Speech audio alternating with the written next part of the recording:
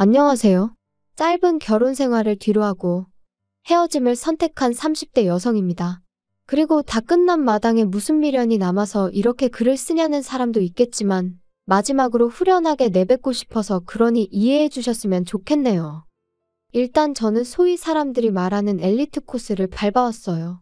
중학교 때부터 전교 1등을 놓친 적이 없었고 선생님들의 적극적인 지지와 권유에 힘입어 특목고에 진학했지요.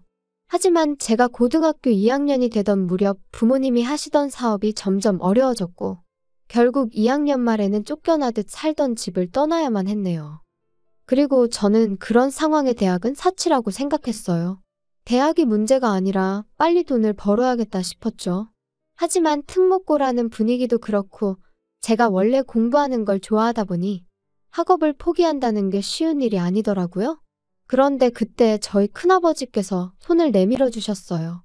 큰아버지께서 일단은 대학 문턱은 넘고 그 후에 고민을 해도 하라며 제게 용기를 주셨거든요.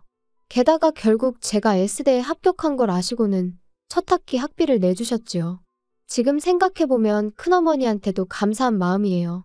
두 분도 저희 아버지한테 빌려주신 돈도 있으셨으니 솔직히 내키는 일이 아니셨을 텐데 말이죠. 아무튼 그렇게 대학에 갔고 이후로는 장학금과 아르바이트로 학비를 충당했습니다. 돈 때문에 휴학도 몇 번이나 해야 했고요. 제가 그런 고생을 하는 동안 저희 부모님이라고 손 놓고 가만히 계셨던 것은 아니에요. 다만 두 분이 10여 년의 난임 끝에 저를 가지셨다 보니 제 주변 친구들의 부모님들보다 연세가 많으셨어요. 게다가 망해가는 사업을 어떻게든 살려보려고 두 분 다 백방으로 뛰어다니시며 마음고생 몸고생 하셨다 보니 건강도 많이 나빠지신 상황이었죠. 그래서 의지가 있으셨어도 하실 수 있는 일이 많이 없으셨어요. 쓰다 보니 제 신세 한탄같이 들리는데 아무튼 나름대로 힘든 세월을 보냈습니다. 그래서 저는 남들과는 조금 다른 인생의 목표를 갖게 되었죠. 연애니 결혼이니 그런 건 모르겠고 그저 두 분이 마음 편히 계실 집 하나만 장만해드리자고요. 한편 우여곡절 끝에 대학을 졸업하고 학교에 지원을 받아 저는 작은 사업을 시작할 수 있었습니다. 그리고 이후로 한동안 제 생활은 오로지 일밖에 없었어요. 눈 뜨면 일하고 눈 감으면 자고 돈을 버는 건 오로지 모으기 위함이었고 돈을 쓰는 일이 있다면 그건 부모님에게 필요해서였지요. 하긴 돈을 모으는 이유도 오로지 부모님에게 집 한 채 해드리고 혹시나 두 분이 병원에 가시게라도 된다면 목돈이 들 테니 그걸 대비하기 위함이었네요. 아무튼 회사에서는 대표님 소리를 들었지만 솔직히 직원들이 보기에도 왜 저렇게 궁상맞게 사나 싶었을 겁니다. 가끔이지만 저도 거울 속 초라한 제 모습에 혀를 내두를 지경이었으니까요. 하지만 그래도 어쩔 수 없었어요. 부모님 사업이 망하고 나서 월세를 전전하는 동안 이런저런 서름이 컸다 보니 집도 없는데 다른 거 구색 맞춰놓고 사는 게 무슨 의미가 있나 싶었거든요. 아무튼 그렇게 살기를 10년. 어느새 사업은 자리를 잡았고 부모님한테 아파트 한 채 사드릴 정도의 돈은 모았을 무렵 남편을 알게 되었습니다. 남편은 제 회사랑 거래하는 업체의 직원이었어요. 헤어진 마당에 어떻게 만났는지 그걸 곱씹어 뭘 하겠냐마는 거래했던 건이 결과가 잘 나와서 다 같이 회식을 한번 하게 됐는데 남편이 말하길 그때 저한테 반했다고 하더라고요. 대표라는 그런 타이틀하고는 상관없이 조용하고 소탈한 모습이 마음에 들었다나요? 아무튼 이후로 남편이 정말 적극적으로 대시를 해왔어요. 그리고 저는 그런 일은 처음 겪어봤던지라 그런 남편이 당황스럽기도 하고 부담스러웠지요. 하지만 한편으론 이런 게 사랑받는다는 건가? 내가 얼마나 좋으면 저럴까 싶은 게 그래서 결국 2달 만에 저는 마음의 문을 열었습니다. 연애를 시작하던 당시 저는 제 나름대로 많은 것을 오픈했어요. 제 학벌이라던가 가정환경이라던가 참고로 연애 초반부터 나름 민감할 수도 있는 이야기들을 오픈한 이유는 비록 저희가 결혼을 전제로 연애를 시작한 것은 아니었지만 남편이나 저나 나이가 있다 보니 잘 지내다 보면 결혼 이야기가 나올 수도 있겠다 싶대요. 그런데 그때 가서 실은 나는 우리 부모님한테 집도 사드리고 앞으로 생활비도 대드리고 해야 한다 하면 솔직히 어떤 남자가 좋다 하겠어요. 제가 비록 연애에는 쑥맥이었지만 그래도 세상 돌아가는 걸 아예 모르지는 않았거든요. 그래서 처음부터 미리 말한 거예요. 그런데 남편의 반응은 의외로 덤덤했습니다. 제가 버는 돈인데 그걸로 뭘 어떻게 하든 자기는 뭐라 할 자격도 권리도 없다면서 말이죠. 그리고 그런 남편의 반응이 조금은 충격적이면서도 한편으론 뭐랄까 고맙더라고요. 그런데 여기까지만 들으시면 제가 되게 좋은 남자를 만났다 생각하실 수도 있는데 꼭 그런 것만은 아니었어요. 사실 남편과 저는 소위 사람들이 따지는 조건에 있어서는 차이가 제법 있었거든요. 남편은 고졸이었고 직장은 계약직이었으니까요. 그리고 만약 누군가 저에게 처음부터 이 조건을 다 알았어도 만났겠냐 하면 제 대답은 잘 모르겠다예요. 속물처럼 들리겠지만 연애니 결혼이니 관심은 없었어도 사람이 원래 자기보다 잘난 사람하고 만나고 싶지 못난 사람하고 만나고 싶지는 않잖아요? 저도 그랬고요. 그래서 남편이 프로포즈를 해왔을 때 솔직히 한 번에 바로 긍정적인 답을 주진 못했습니다. 그런데 남편이 그러더라고요. 결혼하고 난 이후로도 지금처럼 친정에 생활비를 대드려도 좋고 집도 사드려도 좋고 제가 번 돈으로 뭘 어떻게 하든 자기는 간섭하지 않겠다고요. 그리고 나중에 혹시나 저희 부모님 건강이 더 나빠지시면 가까이 이사를 가도 좋다며. 그리고 그런 이야기까지 듣고 나니 비록 다른 조건들이 제 성에 차지는 않았지만 저한테만큼은 충분히 좋은 남자다 싶대요. 그래서 결국 부부의 영까지 맺기로 한 거지요. 그런데 막상 결혼식을 올리고 나니까 다른 사람도 아니고 시부모님 특히나 어머님이 그렇게 제가 친정에 하는 걸로 눈치를 주시더군요. 하루는 저에게 따로 할 말이 있다며 연락도 없이 저희 회사로 찾아오셔서는 바쁘니? 얘기 좀 할까 해서 왔다. 어머님 하실 말씀이 있으시면 미리 연락을 주시지 그러셨어요. 직원들 보는 눈도 있는데. 아니 내가 뭐 못 올 때라도 왔다니? 그리고 네가 대표라면서 직원들이 무슨 상관이야? 그런 건 아닌데 아무튼 무슨 일 때문에 오셨어요? 엊그제 진호랑 얘기를 하다 보니까 너 뭐 친정부모님한테 매달 생활비를 드린다며? 난 처음에 내가 뭘 잘못 들었는 줄 알고 깜짝 놀랐다. 그게 진짜니?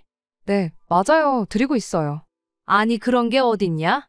니네 부모님은 뭐 연금 같은 것도 안 나오니? 그런 거랑 별개로 제가 챙겨드려야 해서요. 황당하다 정말이지. 아니 너는 결혼한 여자야. 결혼한 여자. 무슨 말인지 알아듣니? 결혼한 여자라는 건 결혼을 했으면 네 가정에 충실해야지. 그거 언제까지 친정을 보고 살 거냐 이 소리야. 알아들어? 결혼 전에 진호 씨랑 다 이야기가 되었던 부분인데 어머님이 갑자기 이렇게 나오시니 좀 당황스럽네요. 저희 부모님은 제 도움이 필요하시고 저는 끝까지 책임질 거예요. 아니 공부도 잘했다면서 말귀를 못 알아듣니? 듣자 하니 한 달에 150만 원씩 드리고 있다며. 노인네 둘이 사는데 무슨 돈을 그렇게 많이 주냐? 진호 씨 돈은 한 푼도 안 들어가고 있으니까 걱정 안 하셔도 돼요. 아시는지 모르겠는데 저희 돈 관리 따로 하고 있거든요. 결혼을 했는데 왜 돈 관리를 따로 하니? 같이 해야지. 요즘 애들은 정말 이상하다니까. 진호 씨 벌이로 대출까지 상환하면 자기 쓸 돈이 없다고 하더라고요. 그래서 돈을 따로 관리하는 대신 대출도 저 혼자 갚는데. 아이고, 내가 그런 것까진 모르겠고 아무튼 친정에 작작해라. 그리고 너 내 입장도 생각해봤니? 지 친정에는 150씩 주면서 우리한테는 50이라니. 내가 말 안 하려고 했는데 듣고 나서 화딱지가 나더라. 시부모는 부모도 아니냐? 그런 건 진호 씨하고 얘기해보시는 게 좋으실 것 같아요. 그리고 저도 말 안 하려고 했는데 그 50은 진호 씨 돈이 아니고 제가 드리는 건데. 아이고 그 돈으로 유세 부릴 생각이면 꿈 깨라. 그리고 이후로도 어머님은 계속해서 한마디로 친정에 작작 퍼주라며 저를 나무라셨는데 도무지 납득할 수가 없었습니다. 왜 이제 와서 저희 결혼 생활에 자꾸 관심을 가지시는 건지 부담스러울 뿐이었죠. 솔직히 결혼할 때 제 친정 상황이 그렇다 보니 시부모님한테도 도움을 받을 생각이 없었어요. 괜히 나중에 말 나올까 걱정이었거든요. 그리고 다행이라고 해야 할지 시부모님도 처음부터 도와주실 생각이 없으셨더라고요. 두 분이 말씀하시길 너희는 너희 알아서 살라고 당신들은 당신들이 알아서 살겠다고. 뭐 서운하게 들으려면 얼마든지 서운한 말이지만 또 좋게 생각하면 적어도 저희한테 기대지는 않겠다는 말씀이셨으니 저는 좋은 쪽으로 받아들였습니다. 그런데 이제 와서 친정에 뭘 해주는지 왜 당신들한테는 안 해주는지 그런 걸 따지시니 답답하고 황당할 수밖에 없었지요. 그런데 어머님의 도넘은 간섭은 여기서 끝이 아니었습니다. 그날의 불편한 대화 이후로 저도 사람인지라 한동안 도통시댁에 뭘 하고 싶은 마음이 안 들더라고요. 그래서 남편이 시부모님 모시고 밥이라도 먹을까 하면 당신만 다녀오라 했고 제 나름대로 자리를 피했던 게 사실이에요. 그도 그럴 것이 만나면 또 친정부모님 이야기가 나올 것 같았고 거기다 대고 제가 왜 해명 아닌 해명을 해야 하는지 상황을 가정하는 것만으로도 너무 스트레스였어요. 그리고 그렇게 한 3달 정도 지났을 무렵 저는 저대로 제 나름의 수건사업이던 친정부모님의 아파트를 장만했습니다. 구축이었고 대출도 끼어 있었지만 어차피 제 명의로 된 제 재산이었기에 여러 가지로 걱정보단 기쁨이 컸어요. 그런데 남편은 말하기로는 자기는 그저 제가 너무 멋지고 자랑스러워서 그랬다곤 하지만 아무튼 남편이 이 이야기를 시부모님한테 한 거죠. 그리고 이 이야기를 듣고 시부모님 특히나 어머님께선 어떻게 이럴 수가 있냐면서 크게 노여워하셨던 모양입니다. 남편이 저를 보자마자 자기가 미안하게 됐다며 사과부터 할 정도였으니까요. 상황을 알게 된 저는 당황스럽기도 하고 한편으론 어머님의 그 노여움이 언제 폭탄처럼 터질지 알 수가 없었으니 말 그대로 안절부절이었어요. 또 이러다 저번처럼 회사로 찾아오시면 어쩌나 그 걱정도 되었고요. 그리고 아니나 다를까 어머님은 또다시 연락도 없이 막무가내로 저희 회사로 찾아오셨습니다. 하지만 다행히 창립기념일이라 저만 사무실에 나와 있었거든요. 그래서 시쳇말로 개망신은 피할 수 있었죠. 아무튼 그렇게 찾아오신 어머님께선 저더러 제정신이냐 하시며 소리를 지르기 시작하셨습니다. 내가 분명히 지난번에 알아듣게끔 잘 이야기를 했다고 생각했는데 너 어떻게 그럴 수가 있냐?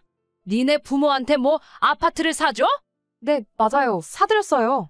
그런데 저 솔직히 어머님이 왜 이렇게 화를 내시는 건지 모르겠어요.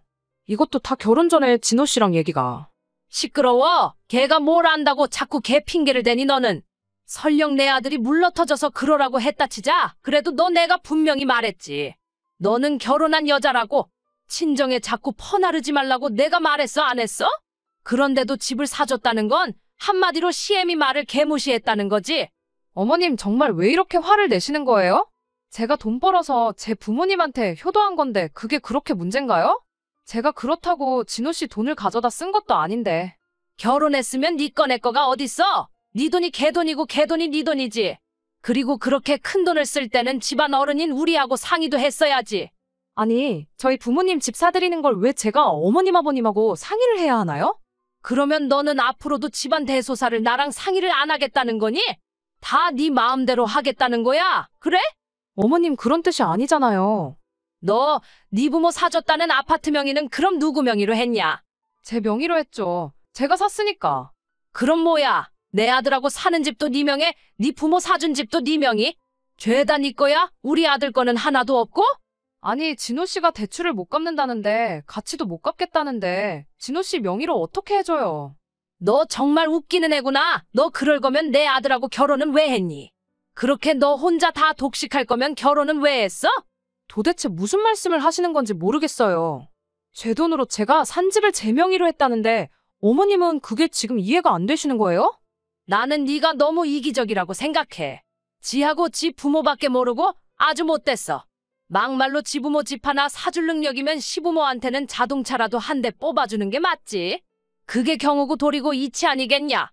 근데 어떻게 아주 능구렁이 마냥 지 부모만 챙기고. 못됐다 정말이지. 어머님의 억지에 저는 정말 이골이 났고 마음은 있는 대로 상해서 집에 돌아왔어요. 그리고 그때까지만 하더라도 제 마음은 그저 남편에게 하소연 좀 하고 위로나 받아야겠단 거였죠. 그런데 집에 들어오니 남편도 표정이 영 좋지가 않더라고요. 평소라면 밖에서 안 좋은 일이 있어도 집에서는 티를 내지 않는 사람인데 말이에요. 그래서 제가 무슨 일이라도 있었어? 표정이 너무 안 좋네. 그냥 뭐 그나저나 오늘 어머니하고 만났다며 아파트 얘기로 곤란했겠네. 곤란하다기보다 그냥 좀 불편하더라. 어머님이 내가 친정에 이렇게 저렇게 하는 게 엄청 싫으신가 봐. 그거 좋아할 시어머니가 어디 있겠어. 어쩔 수 없지.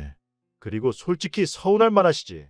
양가 다 잘해드리면 모르겠는데 워낙 장인 장모님만 덕을 보고 계시잖아. 그게 무슨 뜻이야? 내가 친정에만 잘한다는 거야? 그렇게 얘기하면 내가 섭섭하지. 자꾸 내가 친정부모님한테 해드리는 거랑 비교를 하지 말고 객관적인 것만 봐봐. 내가 매달 시부모님한테 50만 원씩 드리고 있지. 게다가 우리 지금 살고 있는 이 집 4명이란 이유로 대출 나 혼자 다 갚고 있잖아. 따지고 보면 그럼 자기는 돈 10,000원 안 쓰고 여기 살고 있는 건데 그러면 당신 표현대로 시부모님도 당신도 내 덕을 보고 있는 거겠네? 사이즈가 다르다는 거지, 사이즈가. 공평하지가 않으니까 어머니가 서운하시다는 거잖아. 아니 어떻게 다 똑같이 할 수가 있겠어. 따지고 보면 우리 부모님이야 나를 낳아주시고 키워주신 분들이니 내가 잘해드리는 게 당연한 거지만 어머님 아버님은 당신을 낳고 키워주셨으니 당신이 잘해야지. 나한테 서운하실 일이 아니지. 넌 무슨 말을 또 그렇게 하냐? 정 떨어지게. 아무튼 우리 어머니가 너무 서운해하시니까 이참에 차 한 대 뽑아드려. 너도 알지? 우리 부모님 차 10년도 더 된 거. 저기요, 그건 저도 마찬가지거든요. 그리고 차를 뽑아드리고 싶으면 자기가 뽑아드리던가. 왜 나한테 그래? 왜 이렇게 말이 안 통하냐? 너가 장인 장모님만 챙겨서 우리 부모님이 화가 나신 거니까 너가 우리 부모님한테도 신경 쓰는 태도를 보여야 된다니까. 내가 문제가 아니고 네가 문제라고. 웃기고 있네. 내가 우리 부모님을 챙기는 거고 당신이 당신 부모님을 챙기는 거야. 어머님이 서운해하시는 건 욕심이 과하신 거고. 너무 충격이었어요. 남편이 그렇게 생각을 하고 있을 거라곤 상상도 못했고 게다가 차를 뽑아드리자는 그 황당한 말은 뭔지 어이가 없었다고 해야 할까요? 그래도 그땐 오죽 답답하면 그런 헛소리를 다 했을까 생각하며 어떻게든 남편을 이해해보려고 했어요. 그런데 서로 정말 필요한 말만 하고 지낸 지 일주일이나 지났을까 남편이 시부모님을 뵈러 가자 아주 단판을 지으러 가자 그러더라고요. 그래서 저는 속으로 남편이 드디어 정신을 차렸구나. 제대로 내 입장을 대변해 주려나 보다 싶었습니다. 하지만 시댁에 도착하기가 무섭게 그 어느 때보다 밝은 표정으로 서로를 반기는 세 사람의 얼굴을 보니까 직감적으로 남편이 저를 위해 온 게 아니다 싶대요. 그래 둘이서 얘기는 잘했다며? 아버지랑 나는 결정 다 했어. 내일 계약하러 가면 돼. 결정 다 하셨어요? 잘하셨네. 자기도 이리 와서 봐봐. 도대체 무슨 이야기를 하는 거야? 이게 뭐야? 자동차? 내가 저번에 바꿔드리자 했잖아. 나는 안 된다고 했고. 여기까지 와서 또 이럴 거야? 진짜 고집 좀 그만 부려. 나는 장인 장모님한테 잘하는데 넌 진짜 왜 이렇게 삐딱선을 타냐? 당신이 우리 엄마 아빠한테 잘했다고? 뭘 그렇게 했는데? 이따금씩 가면 거실에 앉아서 TV 보고 주는 음식이나 먹다 오는 게 전부면서 뭘 그렇게 잘했어? 그렇다고 못한 돈 10만 원이라도 들여보기랬어. 뭐랬어? 돈이 전부가 아니잖아. 다른 것도 안 했고 돈도 안 했다는 게 문제지. 그리고 어머님, 저 차 안 사드려요. 저는 그럴 능력도 없고요. 그럴 생각도 없어요. 진호 씨가 뭘 단단히 착각을 했나 봐요. 그럼 여긴 뭐 하러 왔냐? 사람 염장 지르러 온 거야 뭐야? 그리고 너 그렇게 네 친정만 싸고 돌 거면 뭐 하러 내 아들하고 사냐? 그냥 가서 네 부모나 끌어안고 살지? 너 진짜 나 같은 남자가 흔한 줄 알아? 내가 너 장인 장모님한테 생활비를 못 드리게 했어 어쨌어? 근데 그런 건 다 네 하고 싶은 대로 하고 장인 장모님한테 하는 만큼 우리 부모님한테도 해드리자니까 그건 싫다는 거 너무 이기적인 거 아니야? 뭐든지 정도가 있는 거지. 그리고 당신 말대로면 내가 내 친정을 내 돈으로 도와준다는데 그러려면 시댁에도 내 돈을 써야 된다는 거잖아. 내가 왜 그래야 되는데? 너 저번에 내가 말한 거 못 알아들어 처먹었냐? 너는 결혼한 여자라고? 네 재산이 우리 아들 재산이라고. 그러니까 우리 아들 허락이 필요하지. 내 허락도 필요하고. 제정신이세요? 그럴 거면 제가 차라리 어머님 아들하고 안 살면 되겠네요. 안 살면 허락이고 나발이고 필요 없잖아요? 안 산다는 게 무슨 소리야? 그럼 뭐 이혼이라도 한다고? 이혼은 무슨 이혼이에요. 애시당초 남남인데. 그건 또 무슨 소리야? 니들이 왜 남남이야? 당신이 말해봐. 왜 우리가 남남인지. 아니 그게 지금 이 여자 앞으로 대출이 얼마나 많은지 아세요? 근데 혼인신고라도 했다가 얘가 대출을 못 갚는다고 하면 그거 다 나한테 넘어올까 봐. 야, 이 멍청아. 그러면 제 앞으로 된 아파트 팔아서 갚으면 되는 거지. 그게 무서워서 혼인신고를 여태껏 안 했다는 게 말이 되냐?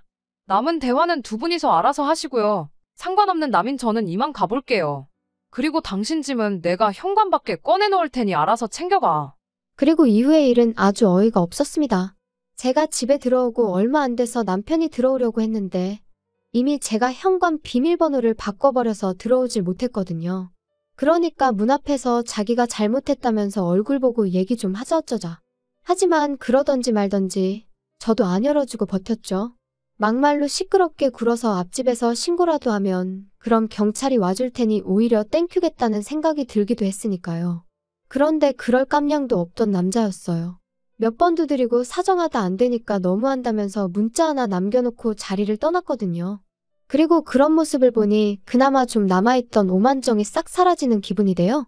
아무튼 그래도 한두 달 가까이 남편은 전화와 문자로 저에게 용서를 구하긴 했지만 결론은 헤어졌습니다. 애시당초 저랑 제 부모님을 있는 그대로 인정하고 받아준다는 점에서 남편과의 결혼을 결심했던 건데 그 전제가 틀어진 이상 남편과 살 이유가 없었으니까요.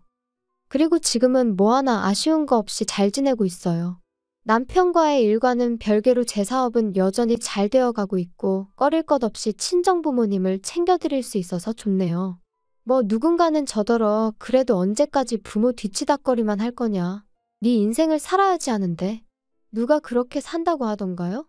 저는 그저 제 나름의 도리를 했을 뿐이고 이제 집도 해드렸으니 새로운 목표를 세워서 제 행복을 위해 다시 한번 열심히 달릴 겁니다.